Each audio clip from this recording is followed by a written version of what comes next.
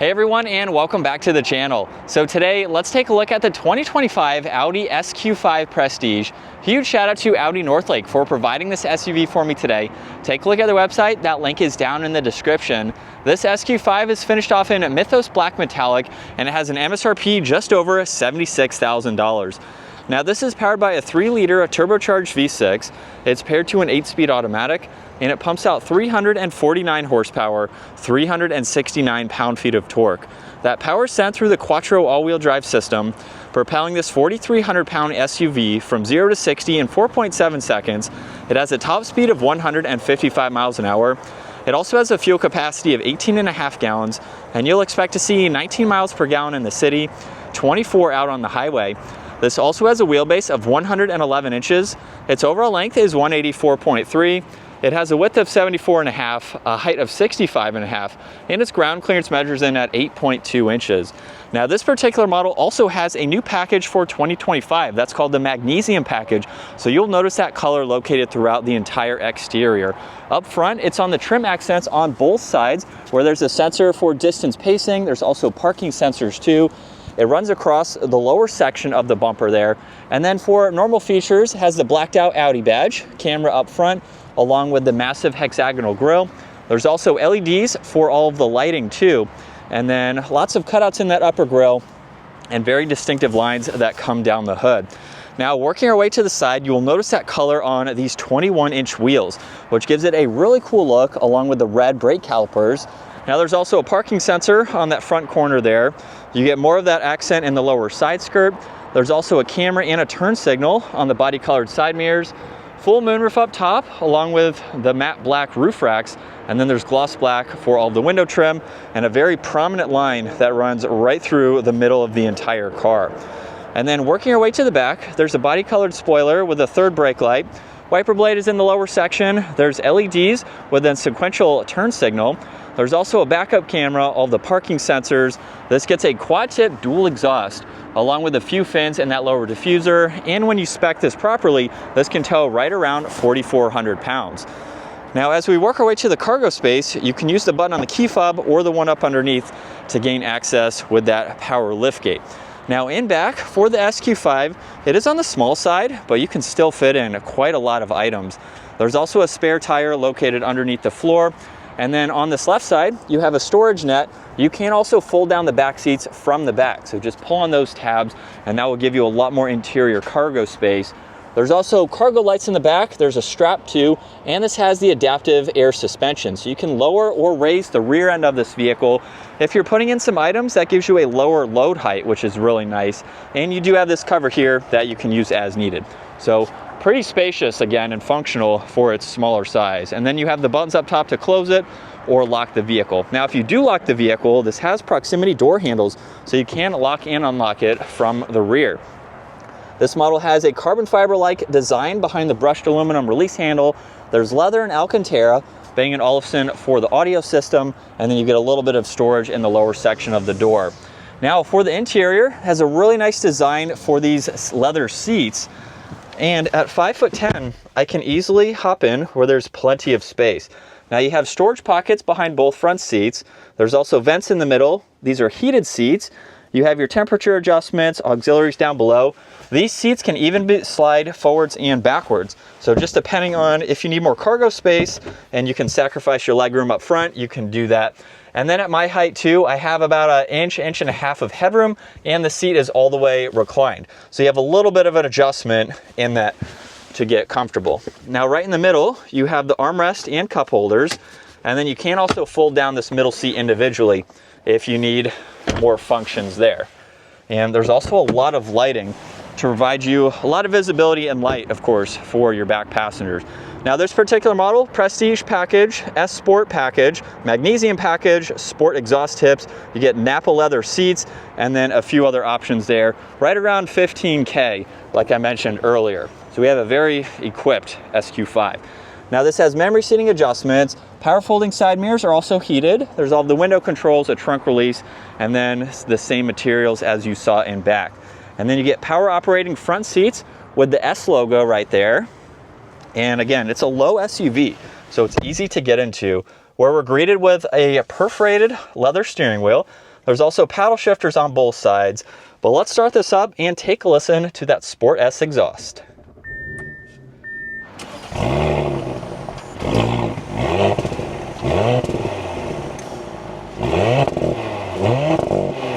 And coming back to the virtual cockpit now, on the left side you'll see fuel and your tach. Right side there's miles per hour. And then within the middle, you can go through that info using these controls on the left side of the steering wheel.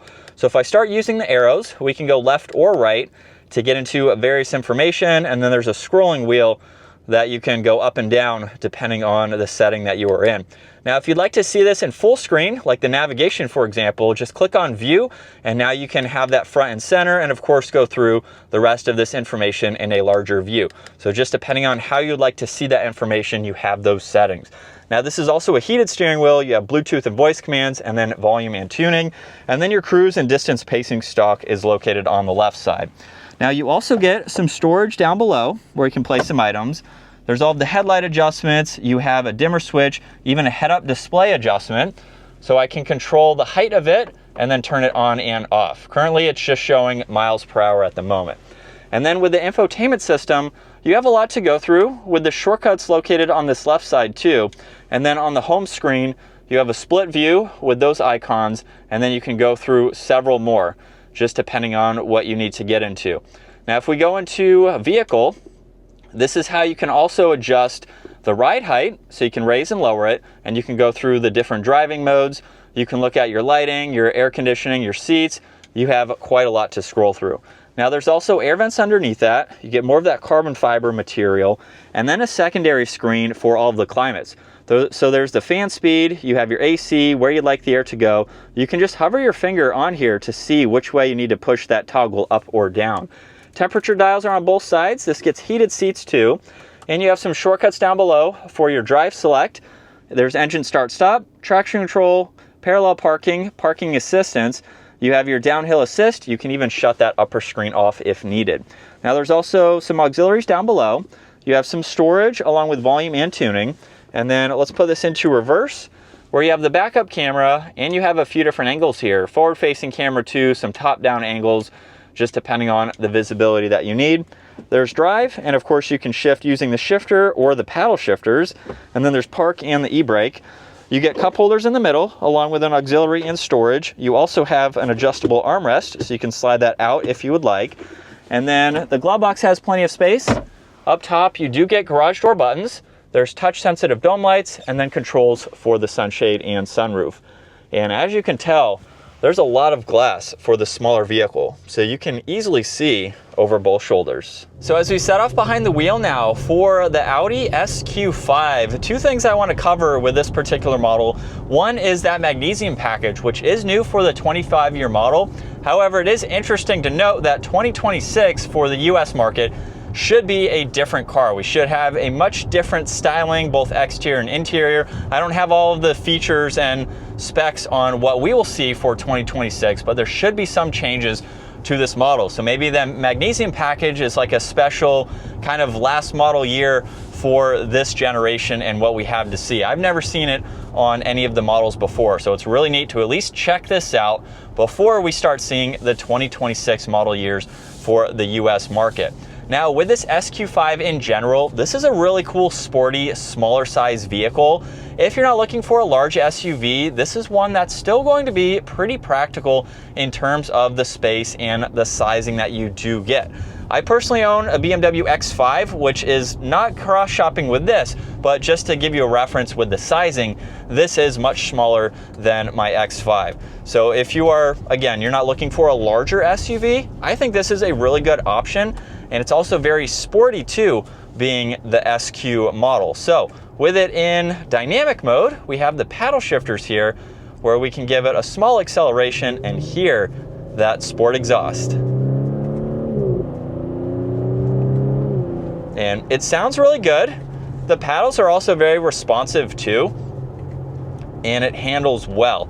With this adaptive suspension too, which is an option of course, it's also going to provide this with a very smooth and comfortable ride. Now, when you go through the different driving modes, you will have an effect on that suspension. So if you put it into comfort it will get a little bit more relaxed feeling, of course, versus dynamic, where it will get a little bit stiffer to where you can take some corners fairly decent. This isn't a sports car, of course, but it will give you a little bit more firm of a suspension where it's going to handle very well. And then in terms of being a daily driver, with its small size, you have parallel parking there. This is a perfect city type of vehicle. It also gets really good MPG, so this is going to be great for trips, highway driving, things like that.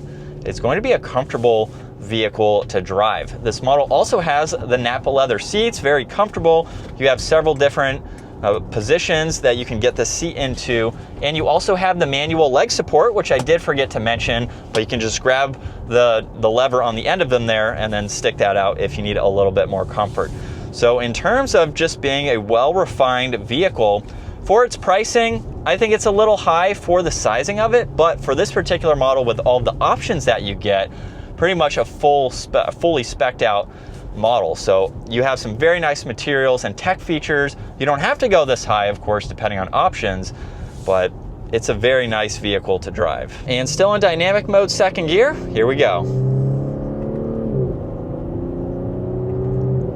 And with a mild acceleration, we're up to speed. Also has a good sound to it, and these paddles are very responsive. So if you're looking for a sporty vehicle to drive and you need the practicality of an SUV, this is a great option to go with. So this is what it's like to be behind the wheel for the SQ5, and we definitely have a nice place to be. Visibility out of the front is great. You can just see a little bit of that passenger side there. We do have a height adjustment for the seat, and at 5'10", I have maybe 3 inches of headroom with the seat in this current position. So you can be taller than me and still fit pretty comfortably. And it's just a nice option to go with. Now, it is on that smaller side. You don't have to spend this much for the Q5 in general. You can go with a normal Q5 or the SQ5, depending on the power output that you would like, along with all of the options too. So it's definitely a great city type of vehicle. We're going to make, hopefully, a U-turn here without having to back up. We'll see what the turning radius is like for this smaller vehicle, where we can easily do that and then get back up to speed.